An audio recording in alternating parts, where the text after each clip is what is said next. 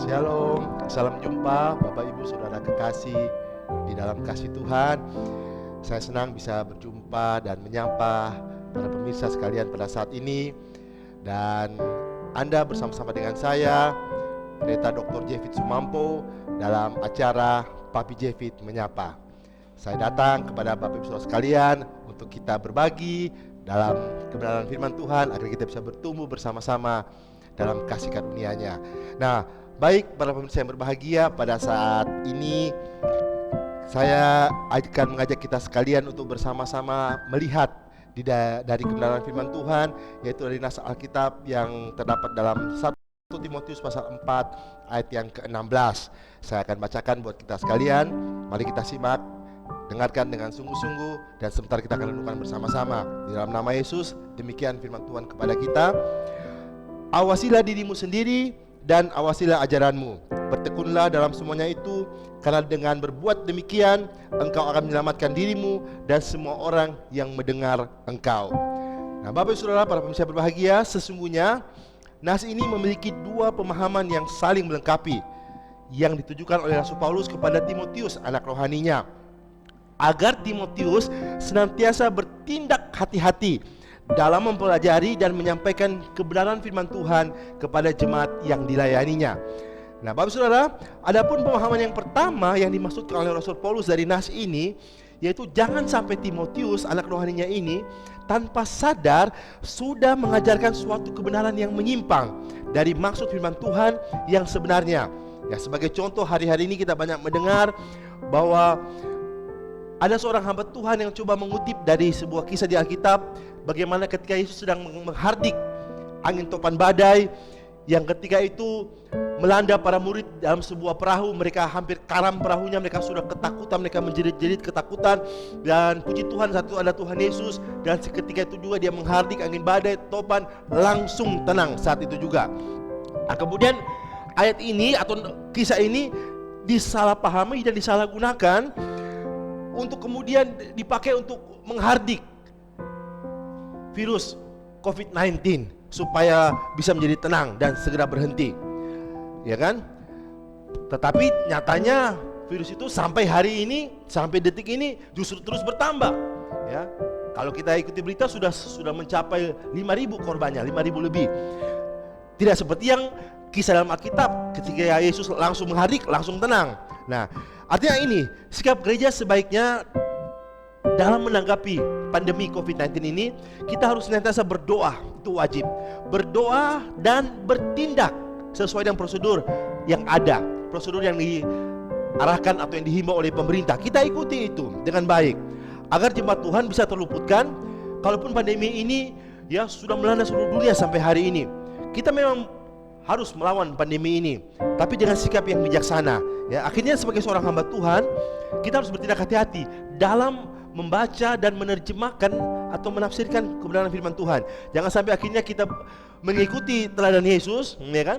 Tetapi dalam konteks yang salah, kita menghardik pandemi ini justru tidak berhenti, malah terus bertambah sampai hari ini. Nah, itulah diperlukan kita punya sikap yang bijaksana. Dalam hal ini sebagai jemaat Tuhan, mari kita berdoa. Kita berdoa supaya kita terluputkan, supaya kita terhindarkan. Dan bukan cuma berdoa, kita bertindak. Kita ikuti anjuran pemerintah, ya, prosedur yang ada kita lakukan dengan baik. Nah, itu pemahaman yang pertama. Sedangkan pemahaman yang kedua, yaitu supaya Timotius juga lebih berfokus kepada menjaga ajarannya sendiri di dalam jemaat saja, ketimbang dia sibuk secara sepihak bertindak menghakimi, ya, bahkan sampai menyerang sosok hamba Tuhan yang lain. Tidak demikian, ya. Artinya fokuskan saja kepada pembinaan iman di dalam jemaat, ya. Kalaupun ada penyimpangan di luar jemaat, kita tahu memang bersama firman Tuhan sendiri bilang akan banyak penyesatan. Kalaupun ada penyimpangan di luar jemaat, tidak usahlah kita terlalu sibuk dengan menyerang hamba Tuhan yang lain, kita menghakimi hamba Tuhan yang lain di luar jemaat. Mari kita kuatkan saja jemaat kita sendiri, ya, dibandingkan kita menyerang hamba Tuhan yang lain. Kita luruskan ajaran yang mungkin kita anggap menyimpang di dalam jemaat kita sendiri, ya, sehingga kita tidak melakukan hal yang pada akhirnya menjadi bahan tertawaan bagi orang lain, bahan cemoohan, ya, dan akhirnya kelihatan sesama hamba Tuhan sepertinya sudah saling menghakimi, sudah saling menyerang. Itu dampaknya kurang baik, sehingga akhirnya menjadi sorotan bagi publik yang ada di luar gereja. Sungguh bijak bagi kita sebagai sesama hamba Tuhan, kita jaga ajaran kita masing-masing di dalam jemaat kita. Kalaupun ada ajaran yang menyimpang, kita boleh koreksi dengan cara yang bijak dan cara yang santun, bukan menyerang apalagi menghakimi seperti itu. Nah demikian, itulah dua pemahaman yang kami mau sampaikan berdasarkan nas kitab suci ini, bahwa Tuhan menghendaki melalui Rasul Paulus mengajarkan kepada anak rohaninya Timotius agar dia sendiri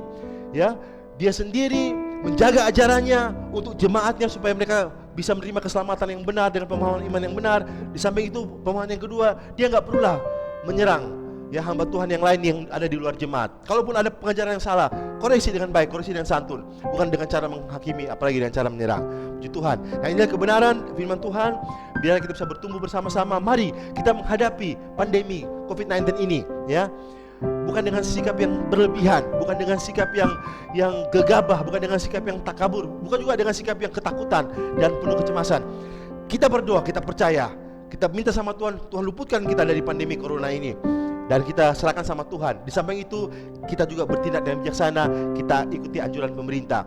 Kita social distancing, kita menjaga jarak. Kita physical distancing. Kalaupun kita harus terlibat dalam pekerjaan-pekerjaan yang beresiko dengan virus corona ini, kita lengkapi kelengkapan diri kita seperti APD, masker dan lain sebagainya, supaya benar-benar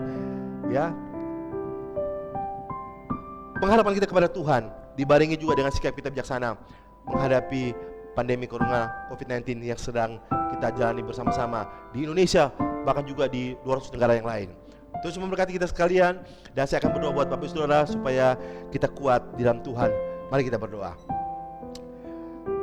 Bapa di surga, terima kasih Tuhan Yesus, kami sudah dengarkan firman-Mu, kami sudah merenungkan bersama-sama, supaya kami sebagai orang percaya, sebagai gereja Tuhan, bisa bersikap bijaksana atas kebenaran firman-Mu.